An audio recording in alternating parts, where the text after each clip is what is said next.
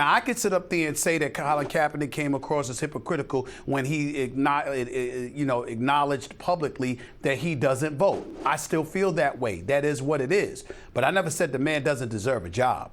I never said that the man deserves 21 people having jobs in this league before him in the off season, that is. I never said that. He clearly deserves to have a job in the NFL, at the very least as a backup quarterback. And there is no explanation that makes any kind of sense whatsoever about him not having that job, other than the fact that he was ostracized, and he's been ostracized and blackballed. And where that's comparable to a Muhammad Ali, where I might differ, because I certainly don't believe that Colin Kaepernick had that kind of impact. But what I'm saying is where it's relatable is the fact that Muhammad Ali lost his license.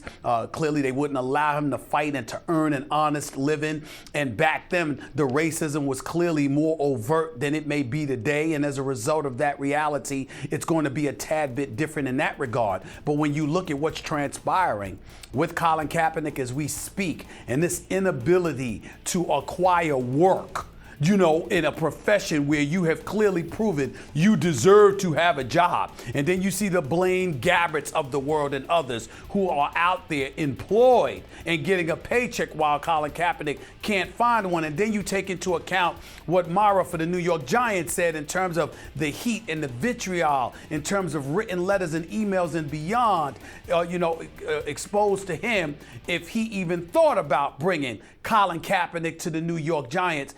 It all adds up. It all makes sense. So we can pick apart and parse what Michael Bennett is saying and saying, well, no, he may not be totally right or whatever. But his overlying point makes total sense to me. I totally get where he's coming from, and I can't disagree with him. I really can't. Look, there are differences between Ali and Kaepernick, of course. When you make a comparison, It's not identical. They're not the exact same person in the exact same predicament. Right. And Ali was such a much greater athlete than Kaepernick, so much more profoundly important, had a much bigger impact, was so much better in his sport, had so much more to risk, really. He was the greatest of all time, the most famous athlete who ever lived on the history of planet Earth, and risked it all in his prime and went broke instead of becoming like the richest guy in the world at the time, and faced prison to do what he did. So there are differences, and Ali is more important, bigger, et cetera, et cetera. However, there are real similarities here. And in the way that Michael Bennett makes the point, I agree with him. Let's look at the similarities. Let's look at the way in which they're the same. Neither Muhammad Ali nor Colin Kaepernick went out looking for a protest. It came to them. They were both asked to do things that went against their conscience. And in this country, in the United States of America, you don't have to do that. We are free to make our own choices. And if our conscience is bothering us, we can follow that. Now, in Muhammad Ali's case, he was asked to take a step forward and become a part of the Vietnam War.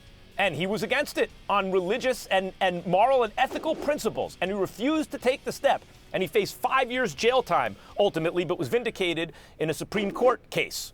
Okay, but he did have his prime stripped, his license revoked, he couldn't earn a living for 4 years, all that. Colin Kaepernick also did not go looking for a protest. It came to him. He was asked to stand for the national anthem. You do not have to stand for the national anthem, and even if it was a rule that you did, is that Colin Kaepernick injecting politics into the NFL? No. That's the NFL injecting politics by playing the national anthem and putting pressure on you to stand for it in the first place. Now, Michael Eric Dyson, Professor Michael Eric Dyson, Stephen A., friend to the show, brilliant guy, has written about the difference between patriotism, I'm very patriotic, I stand for the national anthem proudly, and nationalism. And precisely for the reason I am patriotic is because you do not have to stand for the national anthem. Because this is a country where Kaepernick can say, you know what, something's on my mind about the way things are in this country right now that I don't feel right supporting this right now, and he can protest, and that's why I love this country. And the idea that Kaepernick somehow was going out looking for an issue or he's a troublemaker, wrong. That's not how this came to a head. He was asked to do something he didn't feel right doing. And because he lives in the greatest country in the world, he decided not to do it. And in that way, he's a lot like Muhammad Ali. Well, in that way, you're right, and there's nothing that you said to dispute there, but it's a couple of very, very important points that we feel we need to feel obligated to get out on this show. Let's be real about something here.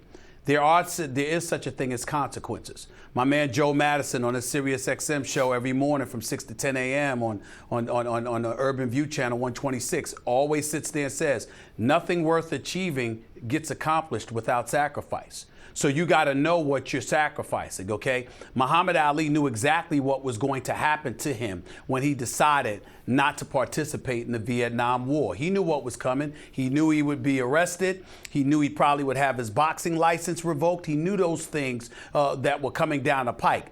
It appears that Colin Kaepernick did not know that because he had a contract scheduled to pay him $12 million next season. He opted out of that deal, looking for a new long-term deal, and suddenly found out that that ostracizing that was taking place was very, very real because America, the power brokers in America that had an opportunity to influence his life and compromise his quality of life were going to make sure that they did just that to send a message, because you're not just looking at the individual, you're looking at the ripple effect that individual can cause, and you want to do what you can to dissuade and stunt that momentum. And that's one of the things that they elected to do. There's not a policy for the NFL mandating that you stand for the national anthem. It exists in the NBA.